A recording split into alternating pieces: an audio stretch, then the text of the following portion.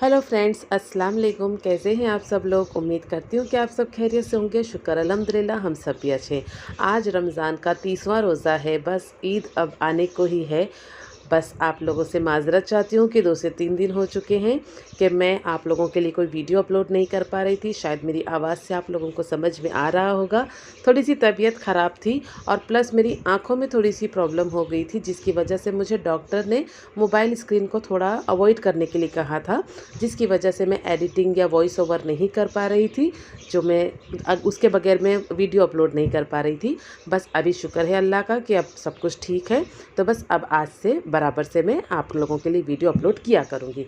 तो बस Eid special time पर मैं आप लोगों के लिए एक स्वीट की रेसिपी लेकर आई हूँ, जो बहुत ही ईज़ी, बहुत ही फटाफट बन जाती है।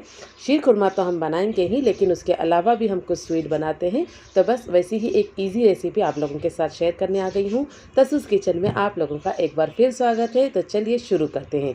एक स्टील का पैन लिया है, जिसमें मैंने थोड़ा सा पानी गर्म होने के लिए रख दिया है। हम इसमें दूध गर्म करेंगे। कभी भी ये ध्यान रखिए कि जब भी हम पैन में दूध गर्म करते हैं, तो उस पैन में पहले हमें थोड़ा सा पानी गर्म कर लेना चाहिए, ताकि हमारा जो दूध है वो नीचे से लगे नहीं। बस अब हम एक छोटी सी कटोरी में 2 चम्मच ले लेंगे वेनिला फ्लेवर में जो कस्टर्ड पाउडर आता है, वो हम इस पे यूज़ करेंगे। तो 2 चम्मच वो ले लिया है। अब हम एक तरफ जो दूध हमने गर्म करने रखा है, उसको बीच बीच में हम हिलाते रहेंगे और उसमें हम डाल देंगे शक्कर। शक्कर आप अपने अकॉर्डिंग डालिएगा। मैंने यहाँ पर 7 चम्मच शक्कर डाला है, क्योंकि ये स्वीट है तो थोड़ी स्वीट ही बननी चाहिए। आगे भी हमें दूसरी शक्कर का स्वीट का यूज़ होगा, बट इसमें मैंने 7 चम्मच शक्कर डाला है। अब हम जो वेनिला का जो हमने कस्टर्ड पाउडर लिया है, उसमें थोड़ा-सा पानी डालकर उसको एक लिक्विड फॉर्म करके साइड में रख देंगे और हमारे दूध को अच्छी तरह से गर्म कर लेंगे। देखिए, जैसे ही दूध में एक उबाल आ जाए, उसके बाद में गैस के फ्लेम को स्लो करके एटलीस्ट 2 से 3 मिनट हम इसे स्लो फ्लेम पर पकाएंगे। उसके बाद में हमने जो ये लिक्विड बनाया था कस्टर्ड का, वो लिक्विड हम इसमें डाल देंगे।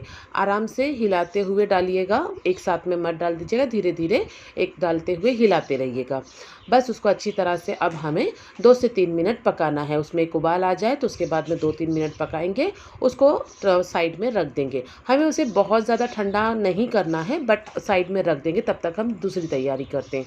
अब देखिए, यहाँ पर मैंने पैन में घी लिया है और उसमें मैं डाल रही हूँ कुछ ब्रेड के जो स्लाइस होते हैं। एक स्लाइस में मैंने उसको 4 पीसेस किए हैं। आप चाहे तो ब्रेड को जो हम लोग ट्रायंगल शेप में काटते हैं, उस तरह से भी कट कर सकते हैं। अगर आप चाहे तो पूरा अक्खा ब्रेड एक साथ यूज़ कर सकते हैं, बट मुझे ऐसा लगता है कि इस तरह से छोटे टुकड़े यूज़ किए जाते हैं, तो वो काफ़ी अच्छा फ्लेवर देते हैं। जब हम इसे असेंबल करते हैं, तो उसकी जो बाकी इंग्रेडिएंट्स हैं, वो सारे अच्छी तरह से इसमें एब्जॉर्ब हो पाते हैं। तो इसीलिए मैं इस तरह से छोटे पीसेस कट कर लेती हूँ। तो आपकी मर्ज़ी, आप अगर चाहे तो ऐसे कट कीजिए, अगर चाहे तो आप अपने हिसाब से कट कर लीजिए, या फिर अक्खा भी यूज़ कर लीजिए। बस इसी तरह से जितने भी ब्रेड के हमने स्लाइसेस लिए होंगे, वो सारे हम घी में अच्छी तरह से क्रंची और ब्राउन होने तक फ्राई कर लेंगे। अब देखिए, एक इस तरह की ट्रे ले लेंगे हम। उस ट्रे में हमने जो ब्रेड के स्लाइसेस जो फ्राई किए थे, वो हम रखेंगे। मैंने यहाँ पर 5 ब्रेड के स्लाइस को इस तरह से क्यूब में कट की थी और उसको मैंने फ्राई की थी। आप चाहे जितना क्वांटिटी आपके हिसाब से लीजिए। अब ये मैंने कुछ बादाम, पिस्ता और काजू है, जिसको मैंने बहुत ही बारीक स्लाइसेस में कट किया है। इसमें आप एकदम बारीक, जो कतरन कहते हैं, उस तरह का ही यूज़ कीजिए। तो बस उस तरह से मैंने इसको कट कर लिया है। अभी ये मैं पहले थोड़ा सा इस ब्रेड के ऊपर डाल रही हूँ, ताकि जो इसका क्रंचीनेस है, जो इसका टेस्ट है, हमें ज़्यादा अच्छा इन्हेंस होकर मिले।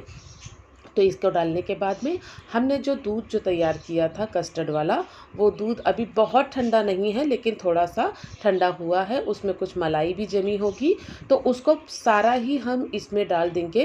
पूरा डाल देना है। आधा लीटर जो दूध हमने लिया था, पूरा ही इसमें यूज़ होगा, क्योंकि ये जब शुरू में आपको ये थोड़ा सा लिक्विड ही लगेगा, लेकिन बाद में ये जब अच्छी तरह से ठंडा हो जाएगा, सेट हो जाएगा, तो ये काफ़ी अच्छा मतलब सारा जो दूध है ना, ये पूरा ही एब्जॉर्ब कर लेगा, तो ये थोड़ा सा थिक हो जाएगा। अब देखिए, यहाँ पर मैं यूज़ कर रही हूँ अमूल का मिठाई मेड। आप चाहें तो इसमें मिल्क मेड भी यूज़ कर सकते हैं, या अगर आप चाहें तो अवॉइड भी कर सकते हैं। अगर आप ये नहीं डालना चाहते हैं तो जब हम दूध गर्म करते हैं वहाँ पर आप जो है शुगर का जो लेवल है वो थोड़ा सा बढ़ा दीजिए तो भी चलेगा। बट ये यूज़ करने से इसका फ्लेवर बहुत ही अच्छा आता है और बहुत टेस्टी बनते हैं। और शायद अभी आप ये समझ ही चुके होंगे कि आज हम क्या बना रहे हैं। जी हाँ, हम शाही टुकड़ा बना रहे हैं, लेकिन ये थोड़ा-सा डिफरेंट स्टाइल है जो बहुत ही जल्दी बन जाता है। क्योंकि जो शाही टुकड़ा ऑथेंटिक तरीके से जो बनाया जाता है, उसमें दूध को पूरा पकाकर एकदम मलाई बनाई जाती है। उसके बाद में इस तरह से यूज़ करते हैं तो उसको पकाने में बहुत ज़्यादा टाइम लगता है। लेकिन हम तो जो है वो थोड़ी-सी फटाफट वाली रेसिपी बनाते हैं, तो इसलिए मैं इस तरह से आपको बता रही हूँ। एक बार आप ये ज़रूर ट्राई करके देखिएगा। बहुत ही टेस्टी बनती है ये मिठाई। आप बिलीव कीजिए, ये आप जब खाएंगे तो आपको लगेगा ही नहीं कि आप जो शाही टुकड़ा जो ऑथेंटिक तरीके से जो बनता है वो नहीं खा रहे हैं। टोटली वैसा ही टेस्ट आपको मिलेगा, वैसा ही फ्लेवर आएगा इसके अंदर और वैसा ही बहुत ही यम्मी सा बनता है। तो प्लीज़ आप ये एक बार ज़रूर ट्राई कीजिएगा, बहुत ईज़ी रेसिपी है।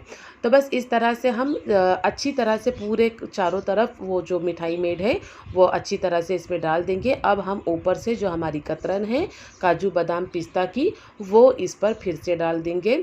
क्योंकि जो शाही टुकड़ा होता है वो शाही टुकड़ा इसीलिए कहा जाता है कि उसमें ड्राई फ्रूट्स, दूध बहुत ही ज़्यादा क्वांटिटी में यूज़ होता है और वो बहुत ही ज़्यादा स्वीट और बहुत ही ज़्यादा एक मतलब शाही जो मिठाई कही जाए तो किस तरह से होनी चाहिए, बस वो वही होता है, इसीलिए उसका नाम शाही टुकड़ा होता है। तो लीजिए, ये मेरा शाही टुकड़ा बनकर तैयार हो चुका है। इसको अब मैं आधा घंटा ऐसे ही छोड़ दूंगी थक कर, ताकि ये अच्छी तरह से ठंडा हो जाए। उसके बाद में हम इसे 10 से 15 मिनट के लिए फ्रिज में रख देंगे ताकि ये अच्छी तरह से सेट हो जाए। उसके बाद में हम इसे खाएंगे। तो बस लीजिए, मेरा जो शाही टुकड़ा है वो बनकर तैयार हो चुका है। तो प्लीज़ आप भी इस तरह से बनाइए, खाइए और आपकी ईद एंजॉय कीजिए। तो चलिए मिलते हैं एक नई रेसिपी के साथ नेक्स्ट वीडियो में इंशाल्लाह। तब तक अपना ढेर सारा ख्याल रखिए, दुआओं में मुझे याद रखिए। मुझे लाइक शेयर एंड सब्सक्राइब करना ना भूलिए। अल्लाह हाफिज़।